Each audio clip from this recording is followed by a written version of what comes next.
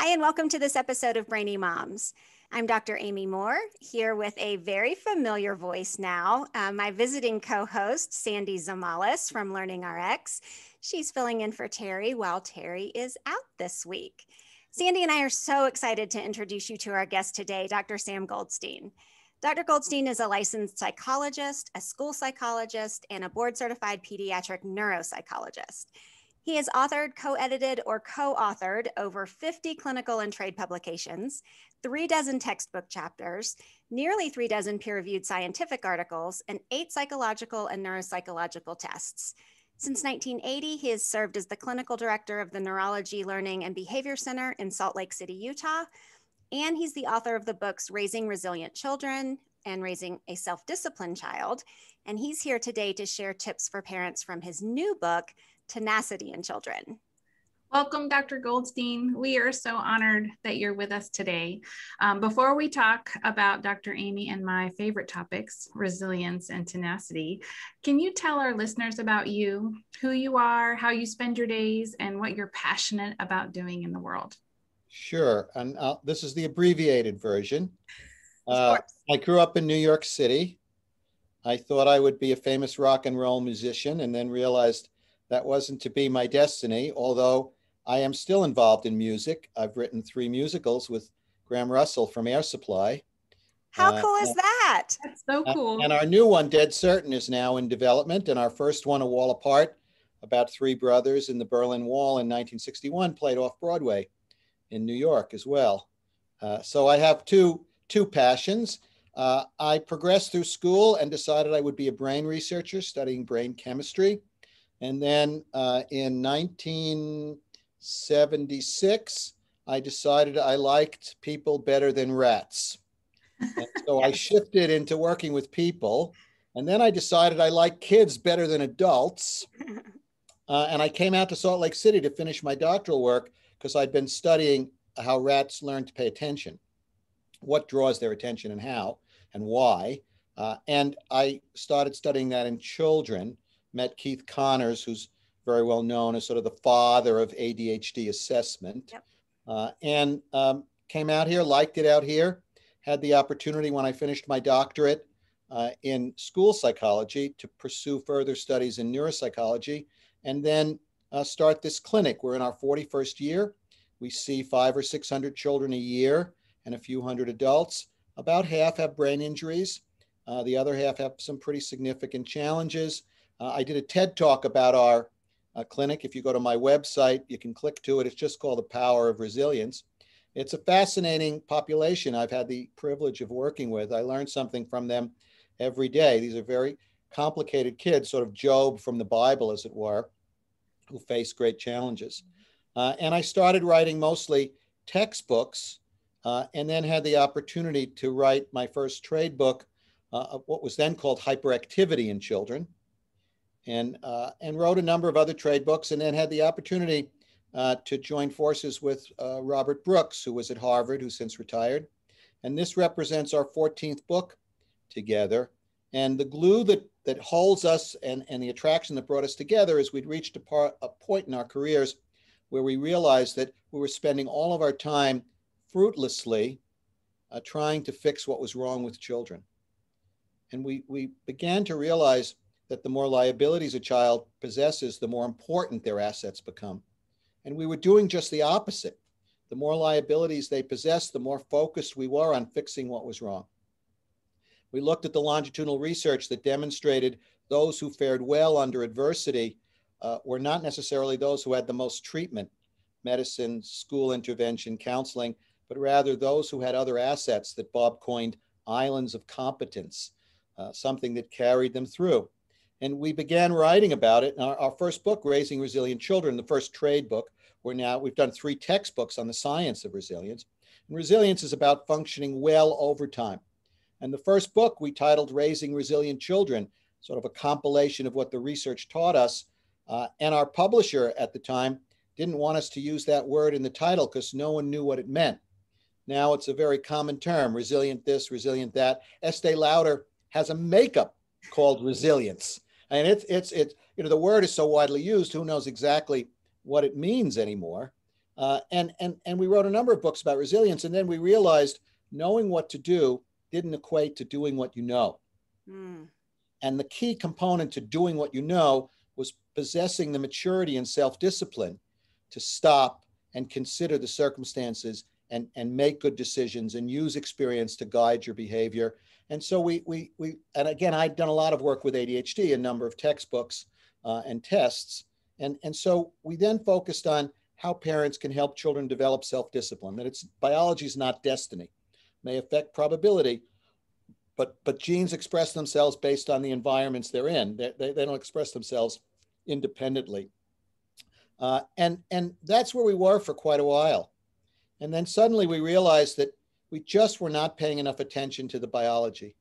And I began looking at the research on instincts. Now, when I refer to instincts, I'm not referring to a bird building a nest for the first time or a salmon swimming upstream, sort of a blind behavior without any understanding. I'm talking about behaviors that develop, have a genetic underpinning, but develop in the presence of a push from the environment. You know, a child may have all the genes to speak. If no one speaks to them, they won't talk. Mm.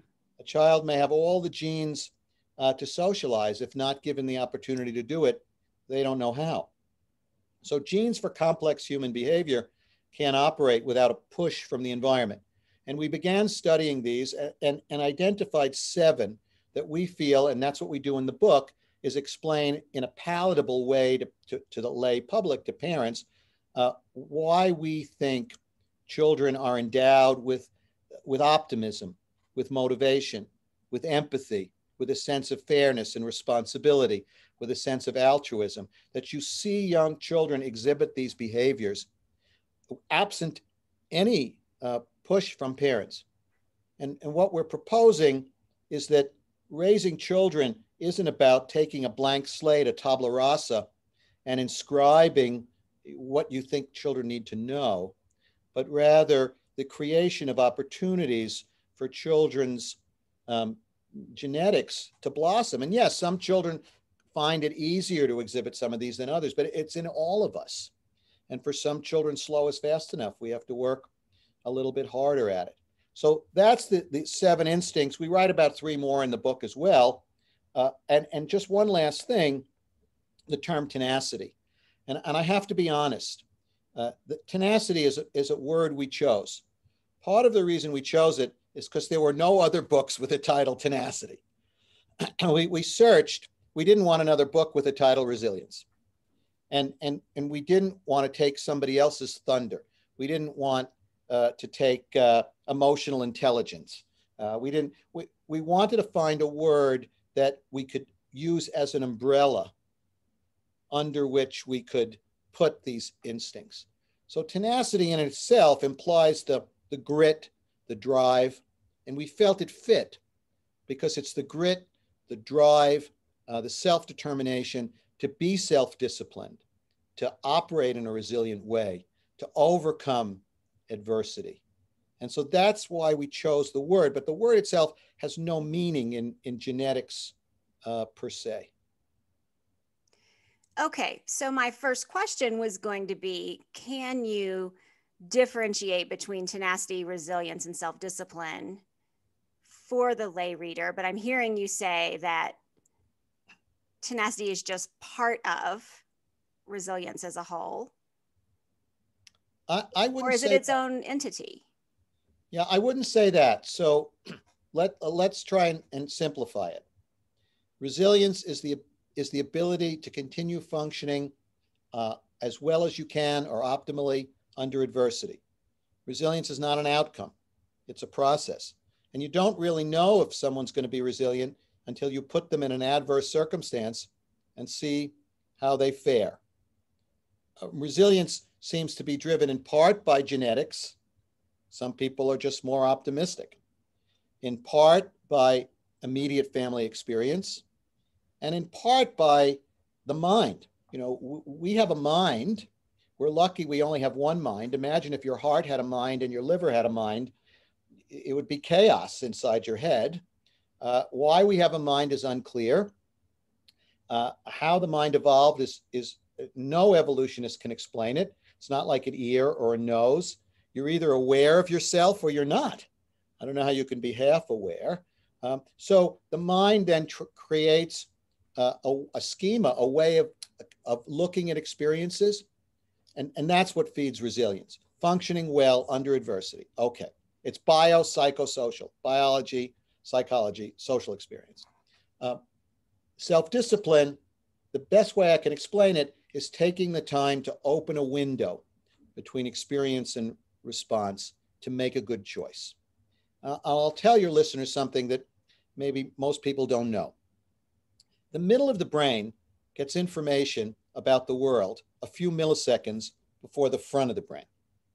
The middle of the brain deals with the world emotionally. The front of the brain rationally or logically. To use a Star Trek analogy, the front of the brain is Mr. Spock. It's all logic. The middle of the brain is Mr. Worf, the crazy Klingon, all emotion. And babies are born Klingons. Most 2-year-olds look like they have bipolar disorder, but they don't. They just deal with the world emotionally. And maturation is about giving the front of the brain time to learn to regulate emotion, a few milliseconds. The term that the anthropologist Dean Falk used was brain dancing, and I use it in the book. We all can brain dance under any little bit of stress. The front of the brain shuts down and the emotional brain takes over. So in a working way, self-discipline is a learned pattern of behavior, giving yourself sufficient time to consider a past experience, use that knowledge to guide present behavior towards a future outcome. And some children are very good at it, and some children, we've pathologized some of this. Children who struggle with it, we say, well, they have ADHD. And really what we're saying is they're immature in developing the self-discipline needed to do what they know in a consistent, predictable, efficient way. That's self-discipline. Now comes tenacity. So tenacity does have a Webster definition. It's the perseverance. It's the grit, to borrow another person's term. It's the inner strength, the conviction of one's plans or ideas to stay the course. And so even if we weren't writing this book about instincts, if the book was just about grit, staying the course, the word tenacity does have meaning. So it's what Bob and I call the essential triad of human development, which is our term. It's learning to operate in a resilient way, developing the self-discipline to do what you know and do what you learn in a functional way, and having the inner strength, the inner conviction, the grit, as it were, which is an interesting term, to stick it out. But we've taken that term and said that grit, that stick-to-itiveness comes from these instincts, which is our way of I don't have science to say, oh, yes, these contribute to tenacity, but that's how we've chosen to do it. Excellent. Okay. Do you think as parents that, we don't have, obviously when you're talking to families, your goal is to give families the tools they need to help kids develop these skills that they intrinsically have, right? Right. What do you think? I feel like for my own parenting skills, I probably have my own work to do. What do you feel like is one of the main things with tenacity that a parent can start with, even from an early age? That's a very good question. So of the 7 instincts, and I'll just mention them, and I'll tell you what we've done is put a descriptor in front of each to make it uniquely ours. So instead of just saying optimism, we say intuitive optimism, meaning you just know it. Instead of motivation, we say intrinsic motivation, not the reward someone hands you. Instead of empathy, we say compassionate empathy, not just appreciating your point of view, but interacting with you in a way that demonstrates I appreciate that. I really want to talk about simultaneous intelligence because that's my favorite. We'll come back to that. Altruism, again, not just giving of yourself, but doing it in a genuine way without expecting anything in return. Responsibility, we refer to as virtuous responsibility, and fairness we refer to as measured fairness.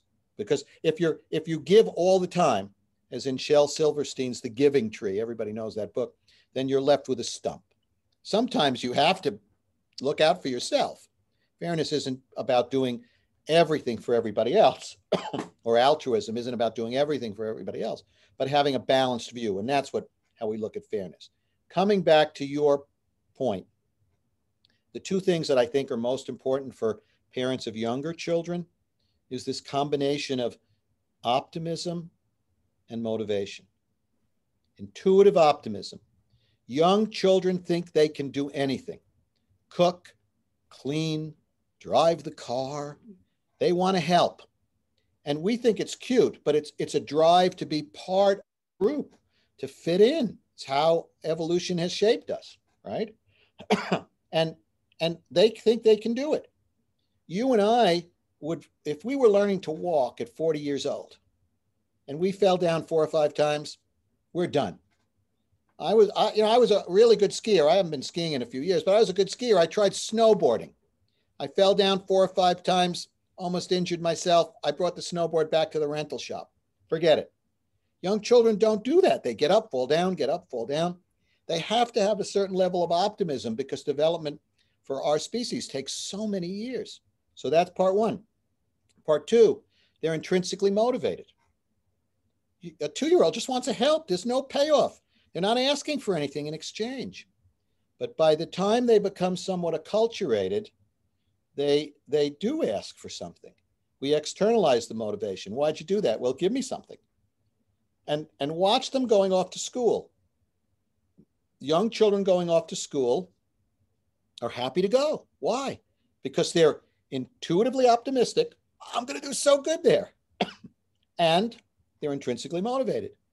Oh, it's going to be great. You know, the words of praise I receive from the teacher, the smiley face on my drawing, that's my motivation. I'm internally pleased by my contribution and what I've done. I think those two are the two most important early on. And you see it in every child.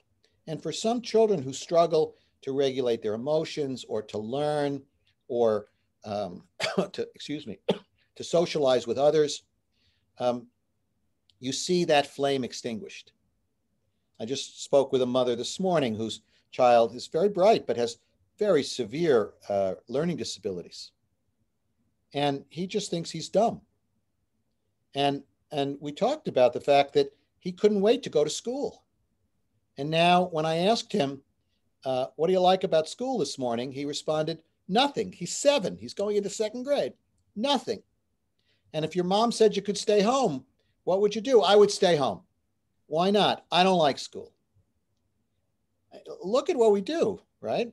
So those two, for young parents, I think are critically important.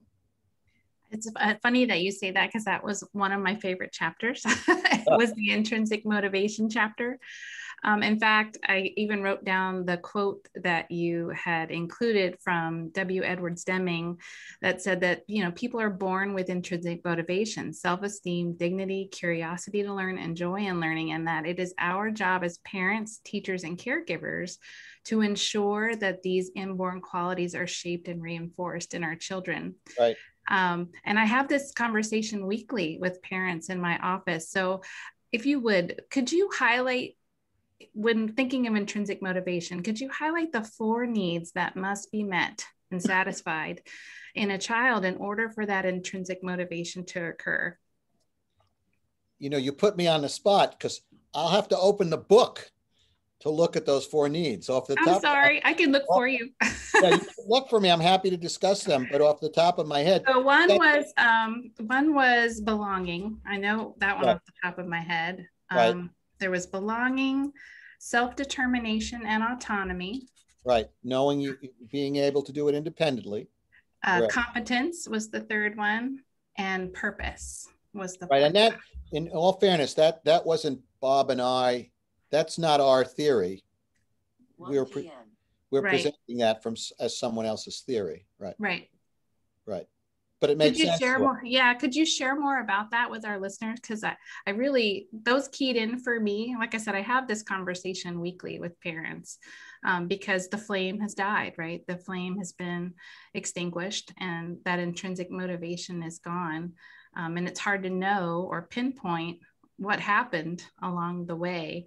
So even just helping our listeners understand those four needs that have to be met in order for intrinsic motivation to occur. Sure. Or how parents can nurture that Right. instinct. Well, so start with competence. Do you give your children the opportunity to engage in activities that they feel successful at? And then it becomes really quite complicated, because yesterday in my office, and I evaluate 4 or 5 children a week when I'm not traveling, I saw a 14-year-old young woman who is a world-class figure skater. And on top of that, she's a wonderful singer and has been accepted to one of the premier theater arts high schools in Los Angeles. The family is relocating from Salt Lake so she can participate in this program. This is a kid who's very accomplished at lots of things. And yet she comes in and tells me, I don't think I'm very good at things. And the instinct as a parent is to want to say, no, look at all the things you're good at. Well, she's aware of that. She knows that. And if you came to see me and told me you were depressed, and I said, well, look at all the things you've got going in your life, you're not depressed, you would say, what a lousy counselor you are. You're not listening to me. So it isn't such an easy process of just providing opportunities, and then in a very linear way, the outcome of those opportunities is a sense of competence. Here's a girl who's very competent, and yet for some reason, the way she filters her experiences, I do think there's a biology, but I don't think biology is destiny. I think it affects probability. So I think the first step, those needs, is to understand your child's temperament. And years ago, we would talk to parents about temperament, the slow to warm up child, the spirited child. We evaluated temperament. Nowadays, when I pitch to one of my publishers, I want to develop a questionnaire on temperament, they said, why? It's not a diagnosis, right? So competence. You offer your children opportunities to feel competent. And in one of our books, we tell a story about a boy who no matter what success he had, he found a way to go around it. Well, you hit a home run today. Well, the pitcher wasn't very good. You got an A on a test. Oh, it was such an easy test. I didn't. So I think you create opportunities for kids to feel competent. The other three, if you want to go through them, the need to be connected, to feel like you're not completely isolated. And I think that's really important, because we're not salmon or snakes. We don't live in isolation. We're not bear cubs. We evolved in the company of others. Autism's one of my favorite areas to research and the children to work with, because they struggle with that social pragmatic connection. They don't predict how other people are thinking or feeling very well. They don't socialize very well. And sometimes it's very difficult to engineer experiences for them where they feel connected. I have a wonderful picture a mom gave me about a month ago of a birthday party. And the family wanted to take a picture of all the kids. This was not this child's birthday. He's 6, very bright, with autism. He could lecture me about why Pluto's not a planet, but he doesn't have a clue about how to socialize. So they go to take this picture, and she shows me the picture, and there's the 6 kids surrounding the birthday kid sitting on this low wall. And then about 4 feet away on the other side is the kid I work with. And this is where he sat down to take the picture, and he's looking like this, didn't. So I think belonging and connecting. I don't think there's an easy tip or an easy way to do it, other than to start by observing. Does my child connect with other kids easily? Some children do it effortlessly, and other kids struggle with it. And it's when they do it effortlessly, then it's easy as a parent to say, oh, look what a great parent I am, see? And when they struggle, it's much more difficult to know. Remind me of the other two. The next one was self-determination and autonomy. Yeah, well, the self-determination is similar to akin to tenacity, right? I want to do it myself. Don't do it for me. This morning, I'm evaluating this little boy, 7, with reading problems I mentioned. And his mom was sitting in with us because I wanted her to see how he goes about doing a variety of different things. It really opened her eyes. She hadn't really been aware of it. But she just constantly wanted to do for him. And when she wasn't kind of interjecting herself to try and help him, then he would turn and look to her. What should I say, or what should I do, right? And some kids are the opposite. Some kids, don't tell me, I don't want to know, don't. You have to, again, it's these qualities of personality. Most parents don't appreciate this yin and yang between nurture and nature.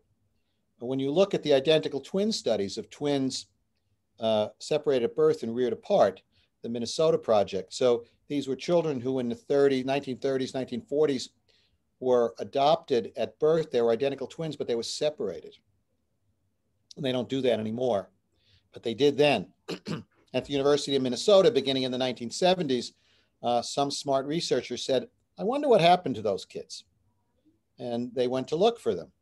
There have been a couple of movies made, a documentary made, and it's a little eerie because probably 80% of these individuals are similar, although they've never met. They dress the same, they marry women who look the same, they like the same foods.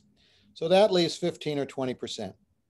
And if you don't understand the role of genetics and nature and nurture environment over time, then you're liable to say, there was a book that was written about 20 years ago suggesting that, and the American Psychological Association gave this reporter an award, suggesting that parents don't matter, that it's all in the genes.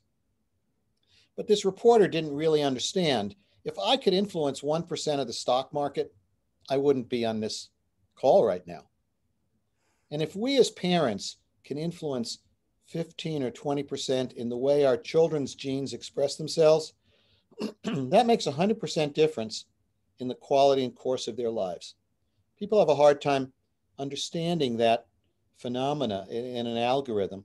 The 20% parents' influence sometimes makes 100% difference in someone's life.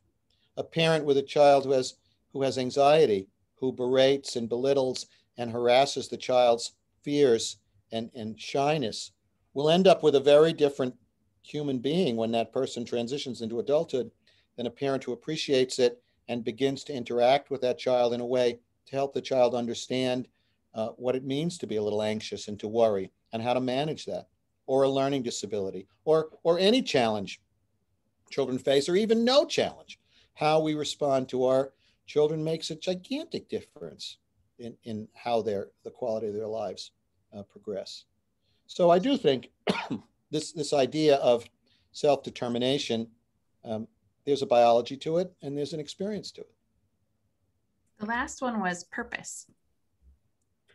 Oh, so Bob tells a wonderful story about going to an elementary school. It's in one of our earlier books. And he was visiting the school. And when he walked into the school, there was 2 kids sitting on a bench just waiting. And they had buttons on that says greeter. And what is this? He said, well, everybody gets to be a greeter. And we've been waiting all day for somebody to come into the school so we could greet them. Can we help you? What can we help you with? Right. Everybody needs a purpose. And research on that gives people purpose, studies on high school dropouts who are directed to mentor a younger child so they don't drop out of school. It does as much good for them as it does for the child they're mentoring. You give someone a purpose, you put them in a role of teacher, of coach, of supporter, and it's amazing how much it helps them, not just helps everybody else. right? And so one of my favorite interventions that I learned from one of the kids I worked with 30 years ago, a young girl with reading disability. And I worked with her when she was 7, and then I didn't see her for a couple of years, and she was transitioning into high school, and her mother asked if I would reevaluate her. And she came in and we visited, and she said, you know, Dr. Sam, they call me Dr. Sam. I go by Sam. They call me Dr. Sam. She said, you know, I've learned to read so well that I can teach other people to read now. I said, well, that's interesting. Tell me about that. And she was tutoring a neighbor's child who was having trouble learning to read. And by this point in her career, entering 9th grade, she read well enough. She could tutor a beginning reader. And now it's my standard advice.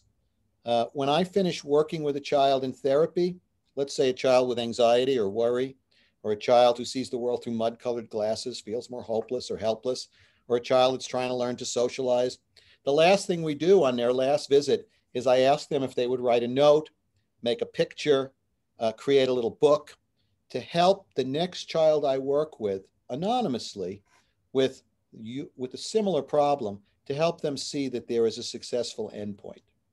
And I've had kids make books, and I've got some of them here on my desk.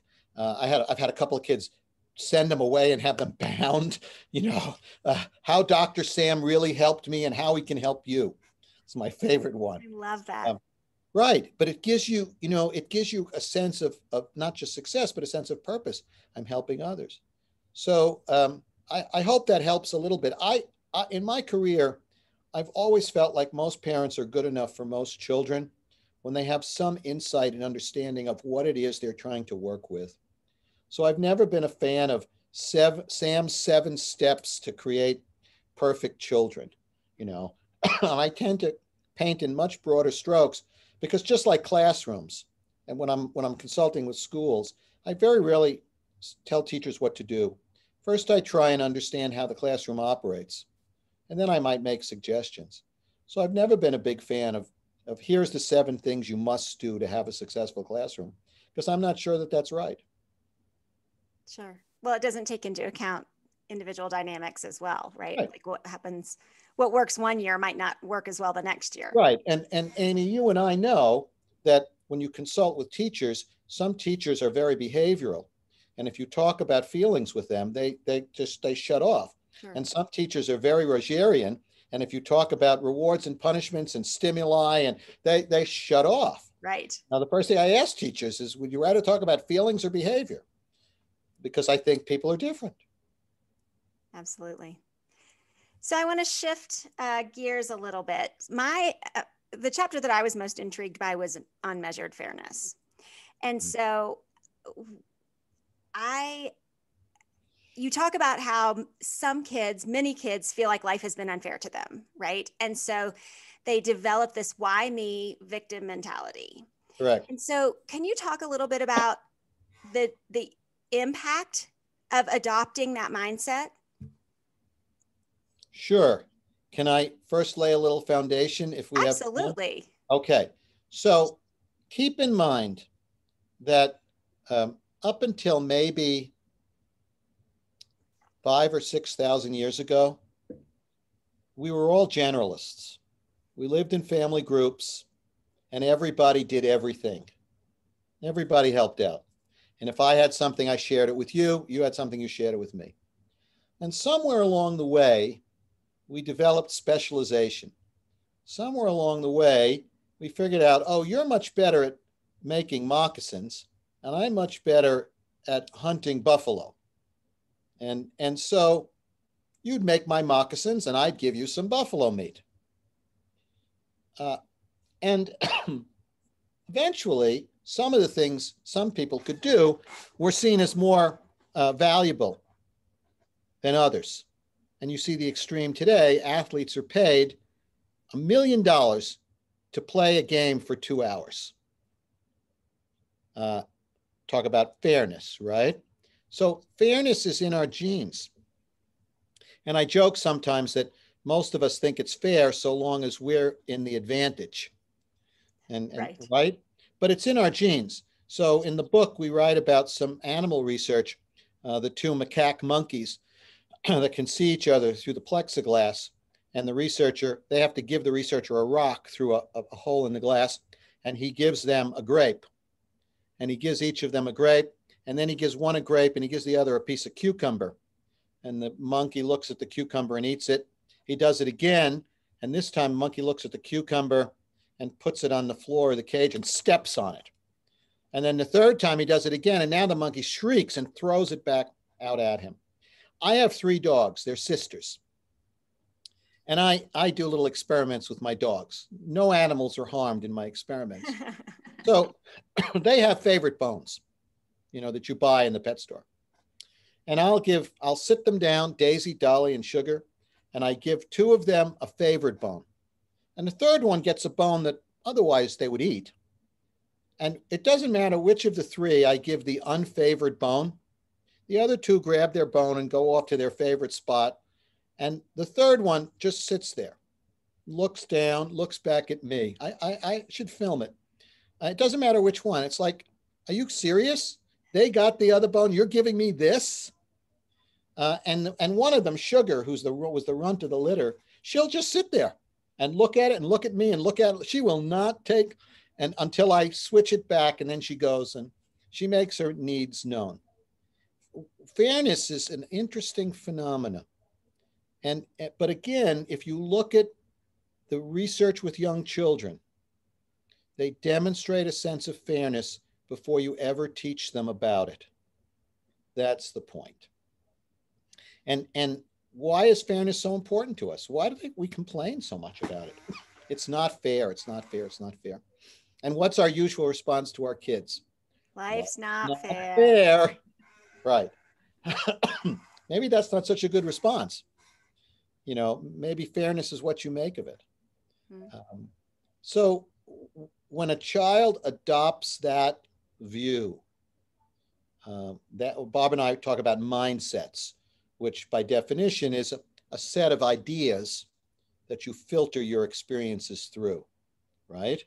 And those filters are different for different people. So if I think you're an adversary and you bump into me, then my interpretation of it is you're trying to provoke me. If I think you're attracted to me and you bump into me, then my mindset is, oh, she really likes me. Right. Wrong information is worse than no information. And we have a tendency to shift. Look, I can call you careful. Someone else can call you slow. Different interpretations of the same behavior. And I think when kids reach a point where they, to use your term, where they have adopted the idea that life is not fair, the world is not fair, I'm not treated fairly. It's a long road back. The goal is to not get to that point, because once you see the world a certain way, then no matter what I say, you filter. So when your child comes home from school and tells you, no one wants to be my friend, and you say, I was just in school yesterday and I walked past the playground on recess. It looked like you were playing with a couple of kids. They don't want to be my friend. They're not my friend.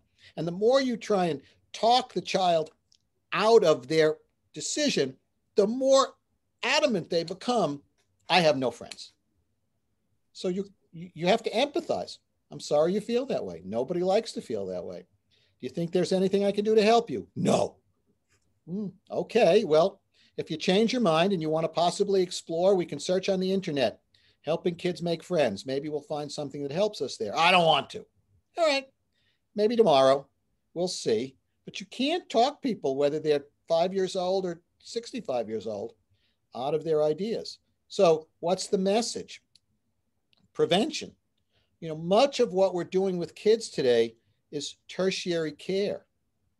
Much of what we're doing from our special education programs, to be eligible, you have to be so much impaired. There's no triage that takes place. To our mental health programs, to parenting programs, I'm not saying we have to mandate parenting programs, but everything we do is tertiary, after the fact. We don't do primary. Hey, let's educate parents about temperament. So when their child is born and the child's behavior doesn't meet their imagined expectations, BC, before children, they thought what great parents they were going to have. Right. Or maybe secondary intervention. Maybe we identify kids who are at risk and begin supporting their parents before they have a diagnosis. But you understand, no system in our society is set up for that. Imagine billing your health care provider. I think my child is a little anxious. The doctor says he doesn't have an anxiety disorder, but he's just a little anxious. Pay for his counseling. They won't. Right.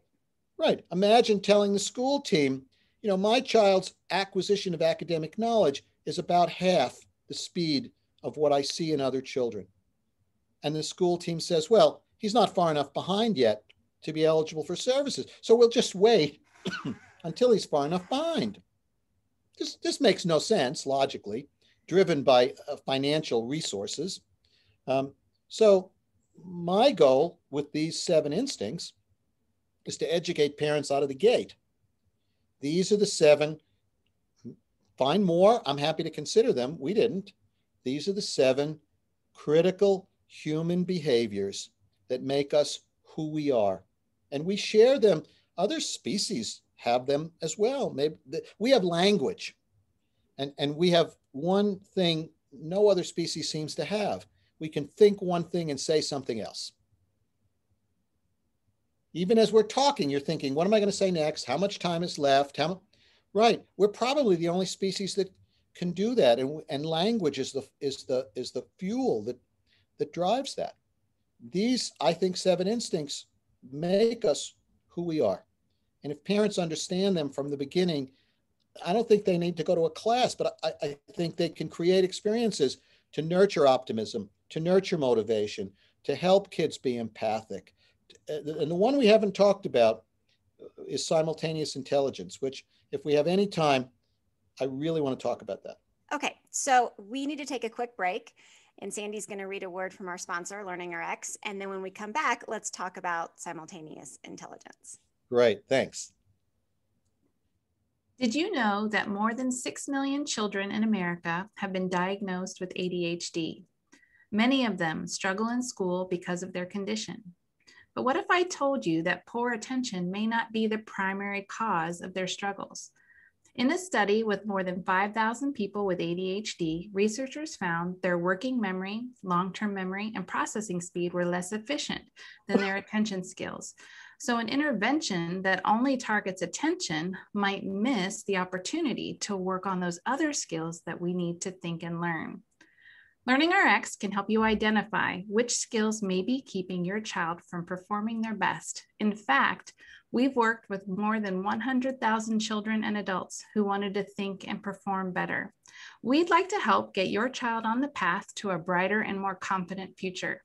Give us a call at 866-BRAIN-01 or visit learningrx.com. That's learningrx.com. And we are back talking to Dr. Sam Goldstein, and you're going to share with us your favorite of all of these instincts now. And the reason it's my favorite is because my guess would be that very few listeners understand intelligence in this way, because we've been taught that intelligence is not malleable, not manipulable, set in stone, driven by biology, not so much by experience. And if your child's smart, they're smart. And if they're not smart, there isn't a whole lot you can do about it. And I'm going to burst that bubble, shatter that illusion. And in fact, I don't use the word intelligence much anymore, because for thousands of years, intelligence was defined as how well you solved problems, not how well you could read, not how many years you went to school. And the schools, in their efforts to regulate how many kids they serve as gifted or talented, have added the component of achievement. What does reading ability have to do with intelligence? Not a whole lot. And by the school's definition, prior to 1800, there were no intelligent people because very few people could read. Most people didn't go to school, but this makes no sense. And intelligence really is about critical thinking, how well you can solve problems. The term I use, I didn't coin it, a neuropsychologist, A.R. Luria, coined the term, who also was very involved in coining the term working memory. Luria said that intelligence is about analyzing information in a simultaneous way.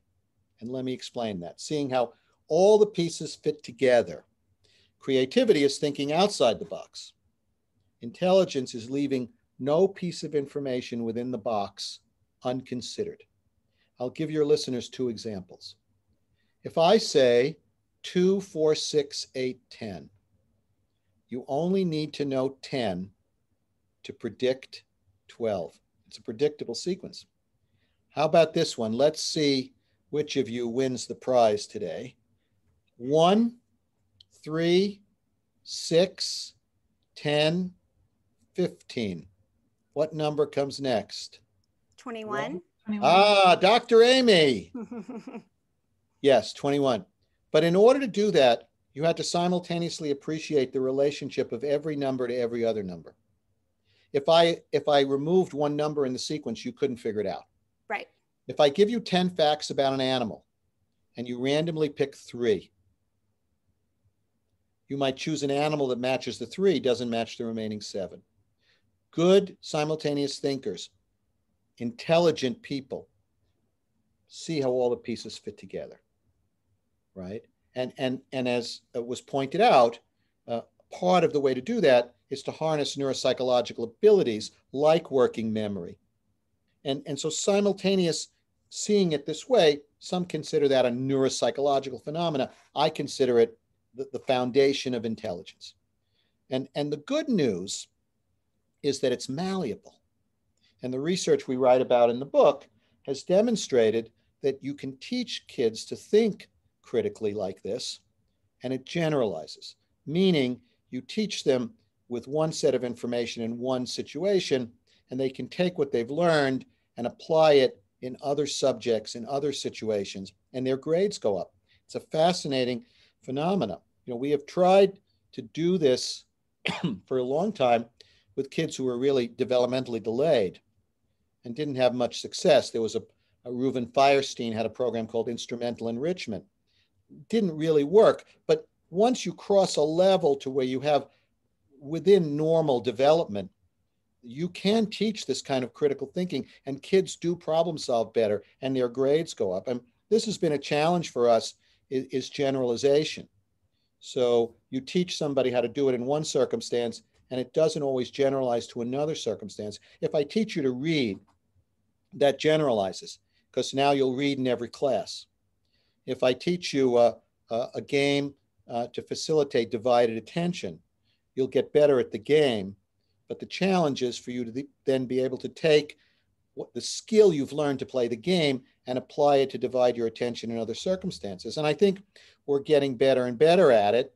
The program, the Learning RX, clearly they're making an effort to look at whether doing those kinds of things facilitates and how much it facilitates. Sure. But I and think we we're look getting at transfer for sure. Transfer, right. But I think we're getting better and better and better at it. 20 years ago, I would have said, no, it's false advertising.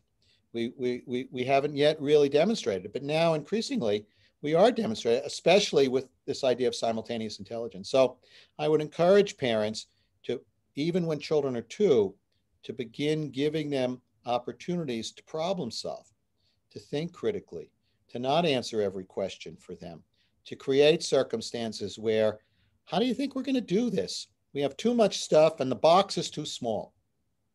What are we going to do?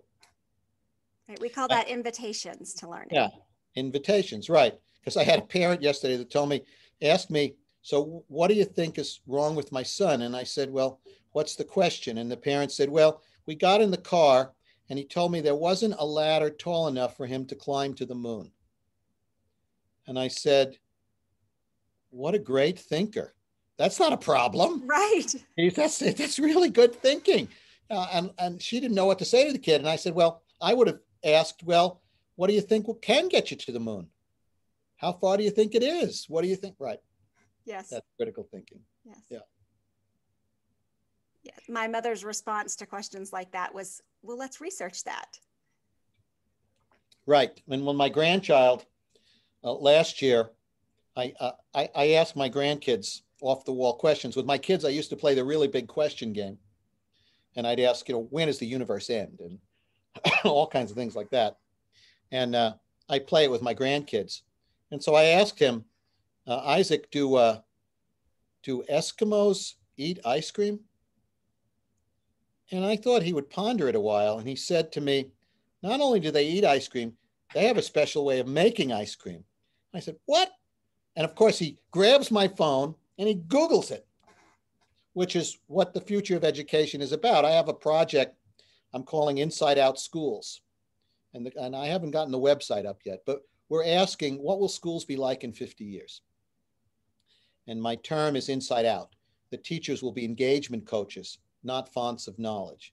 And that we'll create environments where kids can motivate themselves to learn, not that we have to create the motivation or the incentive for them. But we're going to have to change. Yeah, I'm happy to have you participate. I'd love to.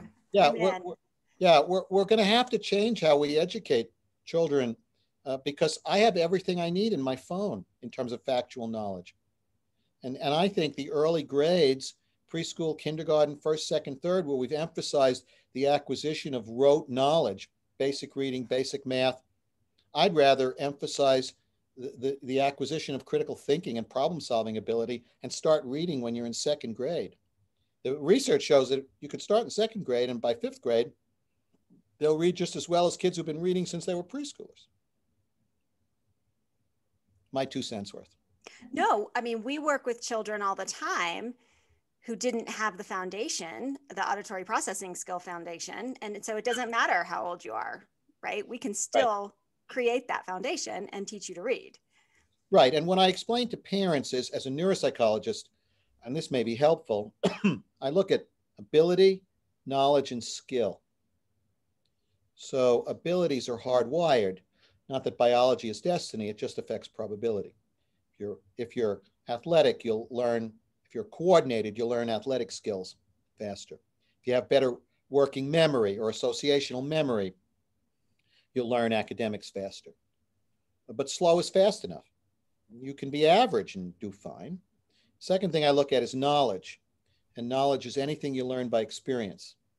And as we've talked about, it's anything you learn. Language, socialization. You use your abilities to acquire knowledge. And the third thing I look at is skill. And skill is a verb, skillfully reading or skillfully socializing. And all kinds of things affect skill. In the work you and I do, Amy, that's the rub. We can measure ability, we can measure knowledge if kids participate, but understanding the variables that either make them more or less skillful engaging the task we want can be challenging. So reading is acquired knowledge. I can teach somebody to read at age 40, even if they'd never read before. But auditory processing is more of an ability. Certain levels of complexity in thinking is more of an ability. If at age 18, you didn't understand physics, at age 40, I can't teach you physics. Does that make sense? Right. And what we've mixed up and parents mix up is the difference between acquired knowledge and ability and then skill. And what we've been talking about, for example, some of what these kinds of programs do, critical thinking, or what Learning RX tries to do, is to provide variables that enhance skill. They're not making you smarter. They're helping you more efficiently manage the knowledge you possess for a better outcome. Sure. And there's a lot of room for a better outcome. Absolutely. So, Dr. Goldstein, you shared with us that you had a different title for your book than you originally had submitted to your publisher. And it was about the unholy trinity. And I would love for you to share that with us. It's at the very back of your book. So if readers want to read that section, but I know that that's your heart too. You want to share that unholy trinity for parents to understand. Sure. In doing this research, excuse me for my throat here. In doing this research, we came across three instincts that I think helped us survive. You understand, Homo sapiens are human species, probably 60 or 70,000 years on this planet. But Homo erectus, the earliest humans on this planet, existed for at least 1 million years in Africa. Why they didn't leave Africa, who knows? But they existed there for a long time. And survival depended on a number of other instincts. One, belief. You had to believe when the sun went down, it would come up. You had to believe you would eventually find shelter, food, water. You had to believe that big animals wouldn't eat you. We were the prey. And so belief is in our genes. And belief's a valuable ally in the absence of fact. When you put fact on the table and people close their eyes to it, and you see what's happening, for example, with the science or non-science of COVID and vaccines today, you see what a muddle it makes.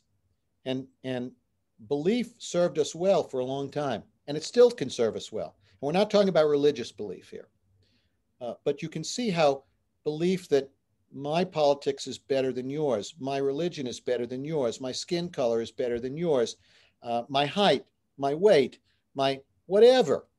You can see how it's creating this gigantic tension and animosity in our society. Belief. Two, fear of difference.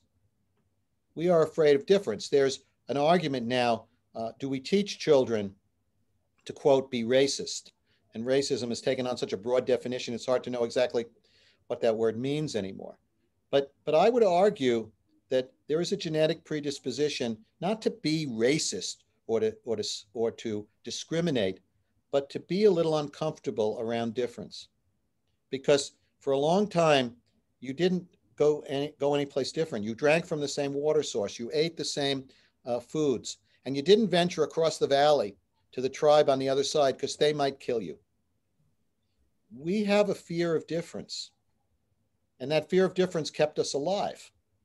And now that fear of difference, from my view, creates terrible problems. Why? Why are we so afraid if somebody's skin color is different? Why are we so anxious or fearful if somebody's ideas are different? And I think maybe parents instill it in their kids, maybe the society and culture nurtures it, but the question we have to ask is, why are we doing it? Why does it happen? And again, I'm not a biological determinist, but I think fear of difference is in our genes, kept us alive. And the third one, to borrow Dean Falk's term, as I mentioned, brain dancing. Any of us at any given moment could respond aggressively to a real or a perceived threat. And you see what's happening, how, as we talked a few minutes ago, how people shut off the front of their brains and allow the middle of their brains to dictate these horrible behaviors towards each other for almost no provocation, for absolutely no reason. Now, I'll challenge your listeners. This is a pretty somber way perhaps to end, but I'll be optimistic at the end. But I'll challenge your listeners. Turn on the news tonight. Go to a news website, read the newspaper. And I challenge you to find some adversity happening in the world that in one way or another is not influenced by one or all three of those qualities. Qualities that kept us alive for millions of years today seem to be out of control in causing, it's too much of a good thing, causing problems. And I will argue equally, look in those news sources for good news, for things happening that were good, or things people did, and I'll bet you could find every one of those 7 positive instincts at work. Optimism, responsibility, empathy, fairness. Good things come from those. I will argue bad things, not completely, but bad things come from the other 3. And I think if we're going to survive, not just 5 years or 10 years, but 50,000 or 100,000 years, we're going to have to do a better job of appreciating and managing those 7 by harnessing or managing those three bad ones by using the genetics that we have, whether God gave it to us or not, to our advantage. We are preparing children for a world that none of us will see. We're preparing children for a world that we can't even define. When I was a kid, the things that I was exposed to, sure, were more than what my parents were exposed to, but the world is changing so fast. Can you really define what life will be like 30 years from now? Not COVID. I mean, the last thing we needed with everything else going on in the world is a pandemic. Right. Okay, fine. So God says, here, have something else that's going to give you a problem. Let's see what you guys do. But how do you prepare someone for a world that you really can't define? What will technology be like? What will life be like? What will schools be like? We really don't know. And I think the solution lies in looking backwards in an effort to look forward in an affirmative way. Look backward at the good things and the positive instincts that got us where we are, and understand and appreciate how we move forward by not forgetting those. And I think we have forgotten those. Fantastic. I think that's a great way to wrap up. I do too. I have to tell you, I promised Amy I would tell you. So I've been looking for a book to give the families that come into our centers. Because like I mentioned, one of the biggest issues that parents talk with me about, it's that intrinsic motivation. They want their kids to enjoy learning again. And I really love your book. So I'm going to be giving that to the parents that come to my center for consultations. Is just a helpful tool. There's just so much good information in there that can really give them the bigger picture, the overview of really what the goals are in our parenting, journey. So thank you. I've enjoyed reading it, and I've really enjoyed talking with you. I very much appreciate that. Now, we made some swag to go. Oh, it's swag. Yeah, we have this logo of the seven instincts. We made some swag, and will you send me your address, and I'll send you a bunch of swag. There's keychains and stickers. I love my swag. Game on. Yes.